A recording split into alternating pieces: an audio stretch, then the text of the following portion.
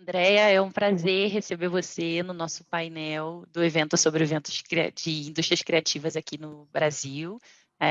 Enfim, então passo a palavra para você. Seja muito bem-vinda a esse painel, Andréia. É um prazer enorme estar aqui, de verdade. Esse assunto é absolutamente fascinante. Indústrias criativas, economia criativa, e estar nesse evento, para mim, é especial. Excelente, Andréia. Então, eu queria começar perguntando para você como é que a sua história, como é que a sua trajetória estão relacionadas com a economia criativa? Meu nome é Andréa Lofgren, né? Eu me formei em Direito, mas muito rapidamente comecei a trabalhar numa área chamada Gestão de Processos. E em 2013, eu fui convidada para trabalhar nos Jogos Olímpicos. E trabalhando nos Jogos Olímpicos, eu me surpreendi um pouco com a desorganização que era a parte de back-office. Tudo que eu olhava para trás era um tanto quanto, né, desorganizado, e tudo que eu olhava para frente funcionava muito bem. E a partir desse momento, né, eu comecei a me dedicar exclusivamente a trabalhar toda a parte de gestão para empresas desse setor. E quando eu falo empresas do setor, eu incluo vários tipos, né, de empresas da economia criativa, não só da parte de entretenimento, mas também moda, esporte, área de tecnologia, área de game, enfim, todo esse leque gigantesco de empresas que integram essa indústria. Perfeito, Andréia. E que bom que você tocou em algumas áreas, né, da economia criativa, porque eu queria saber exatamente isso, assim, o que que é economia criativa, na sua opinião? Como você acha que ela se revela no Brasil? Bom, vamos ficar por enquanto com essas duas. A economia criativa é um termo controverso, porque não existe uma definição formal, ou seja, várias instituições diferentes, governos diferentes, encaram a economia criativa de uma forma diferente. O tema comum é todas as indústrias que constroem em cima do que a gente chama de criatividade e que, de alguma forma, geram propriedade intelectual. Essas são as duas definições comuns. O interessante de você discutir esse tema é justamente o que cada governo, cada região entende como sendo economia criativa. Alguns países têm algumas definições, outras acham que outros segmentos fazem parte, e aqui no Brasil existe um entendimento, talvez equivocado, de que economia criativa sejam apenas as artes, ou seja, cinema, música, museus, mas economia criativa ela tem um leque gigantesco de atividades que se baseiam justamente na criatividade. Algumas, inclusive, que são fundamentais para a estratégia do país, como tecnologia da informação, TI. TI é uma economia criativa, é uma empresa do setor da economia criativa, apesar disso não ser necessariamente um entendimento de todos os governos. E é justamente por isso que se torna importante que se abra uma discussão sobre o assunto, porque como é que você faz políticas públicas para empresas diferentes, né, tão diferentes umas das outras? E é justamente essa questão que nós temos um pouquinho aqui no Brasil, onde existe uma associação entre as artes e não necessariamente a economia criativa como a base da criatividade. Perfeito. E super interessante quando você menciona essa questão da política pública, porque você consegue dar uma abordagem da economia criativa e da relação com o país como um todo, né? Então, eu queria saber de você, você acha que a economia criativa ela consegue ajudar aos países, né, no caso o Brasil, a construir uma imagem internacional e como? Bom, todo o conceito de economia criativa, ela começou a ser estruturada nos anos 80, final dos anos 80. E ela foi vendida, né, a terminologia foi vendida como uma forma de você incluir certas economias de países subdesenvolvidos ou em desenvolvimento menor dentro da economia mundial. E esse foi o conceito que foi abarcado por uma série de governos. O primeiro governo que instituiu uma política para a economia criativa foi a Austrália, com um projeto chamado Creative Nation, lá atrás. E depois a Inglaterra, ela construiu também em cima desse conceito, por quê? Porque ela identificou que a economia criativa ela era um vetor de desenvolvimento. No Brasil, outros governos, eles entenderam essa mensagem e começaram a formular políticas públicas que justamente davam mais valor a essa atividade econômica. Existem algumas coisas que são importantes para a economia criativa funcionar num país. Uma delas é a proteção à propriedade intelectual, né? Ou seja, você tem que conseguir registrar patentes, registrar marcas, proteger os direitos autorais. Outra vertente importante é você entender que a economia criativa é, de fato, um setor econômico. Ela não é necessariamente cultural. É claro que ela trabalha com a criatividade humana, ela trabalha com o encantamento, mas existe mais do que isso. Existe você criar um ambiente econômico para empresas do setor prosperarem. E é justamente nessa cruz que muitos países se encontram. Não há um entendimento do que é economia, e que é importante que você crie as bases, né, econômicas para que você consiga trazer empresas para cá ou vender a propriedade intelectual que é criada nessa atividade. Perfeito, Andréia. E falando um pouquinho sobre essa questão do que é necessário, né, para um país desenvolver a sua economia criativa e relacionando também com alguns dos obstáculos de desenvolvimento que a gente encontra na região, mais especificamente a baixa escolaridade, os baixos níveis de escolaridade e a grande informalidade, como é que você vê o papel da economia criativa e a relação, né, da economia criativa com esses dois? Você acha que esses dois elementos eles dificultam a promoção da economia criativa ou que eles são algo que o Brasil poderia tomar vantagem para acelerar essa indústria? Olha, eu entendo que a economia criativa é fundamental para você diminuir desigualdades. Por quê? Porque ela é uma economia de encantamento. Existem vários exemplos de empresas, iniciativas que trabalham muito em cima disso. Por exemplo, de você criar ONGs, né, ou criar estruturas que permitam a uma criança que mora numa comunidade aprender a música. Quando você viabiliza um projeto desse, você não está só ensinando música para aquela criança. Você está ensinando como você organiza um concerto, você está ensinando como é que você lê partitura, você ensina uma série de skills, né, de qualificações que podem vir a ser usadas dentro da economia formal. Mesma coisa com game, por exemplo. Já existem várias iniciativas agora no Brasil justamente para educar crianças a fazerem games. O que você ensina uma criança que faz um game? Você ensina programação, você ensina gestão de projetos, você ensina uma série de competências que vêm junto com aquela atividade, só que elas são ensinadas de uma forma muito mais lúdica. É muito divertido você aprender a música.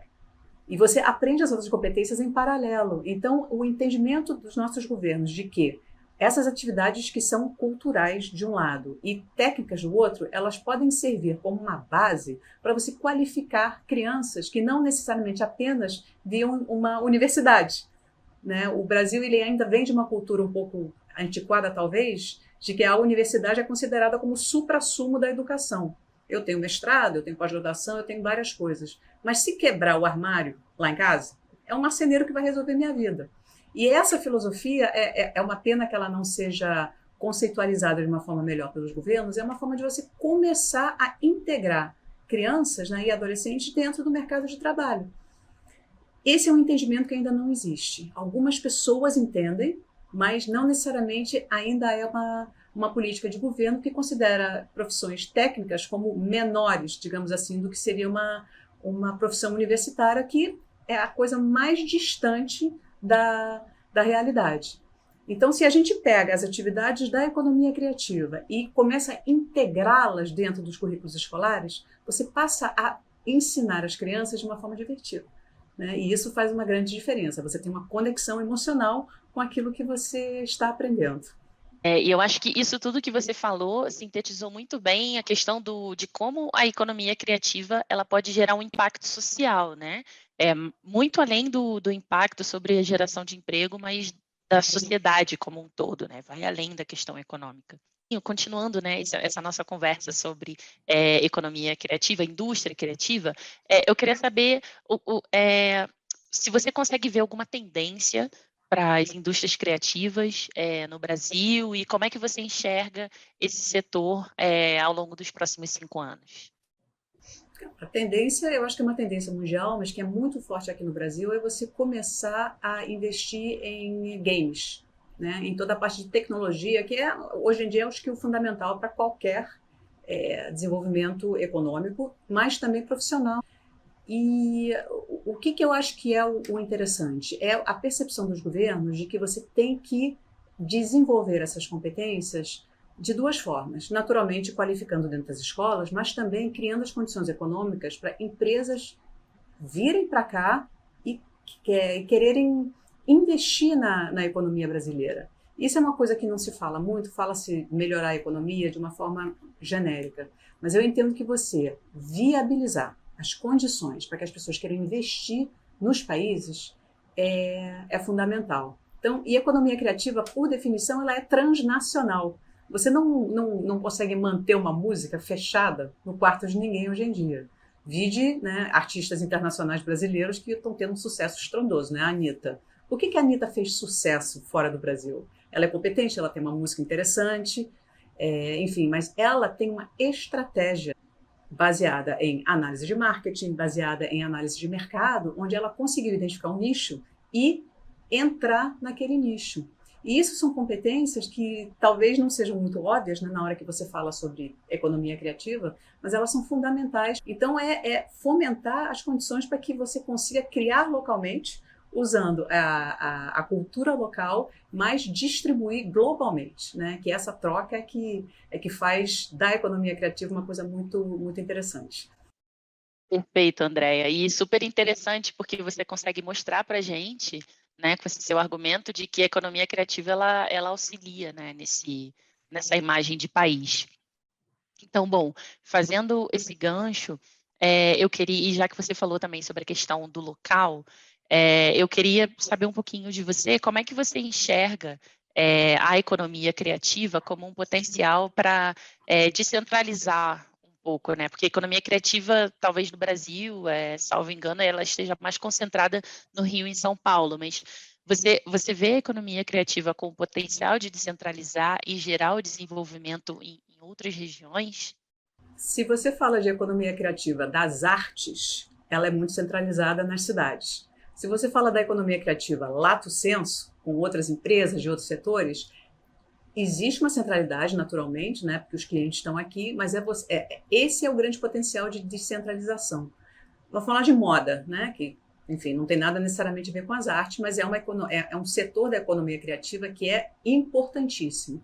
Existem polos de especialistas fora do Rio de Janeiro e São Paulo, bordadeiras, polos de lingerie que existem fora da cidade. Então, se a gente começar a olhar economia criativa lato sensu, né, com todas essas indústrias que a gente mencionou, existe um potencial muito grande.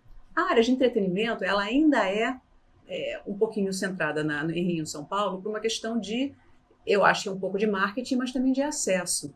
Essa combinação, né, sobre você conseguir transformar uma cidade através, né, de um evento, esse mesmo movimento ele pode acontecer e já acontece de você trazer certas competências técnicas, certas fases da produção para cidades menores, onde você consegue, com a cultura local, ou seja, com o skill local, muitas vezes artesanatos que existem há séculos, de você enquadrar ou de uma forma inserir aquele artesanato dentro de uma linha de produção, de uma moda, por exemplo, que vai ser vendida em outros países do mundo. Então, dessa forma, você consegue desenvolver a cultura local, desenvolver a economia local, manter aquela mão de obra, né, que muitas vezes se perde, porque ela não é conhecida, e integrar aquela cidade menor ou aquela mão de obra isolada dentro de uma cadeia de produção mundial.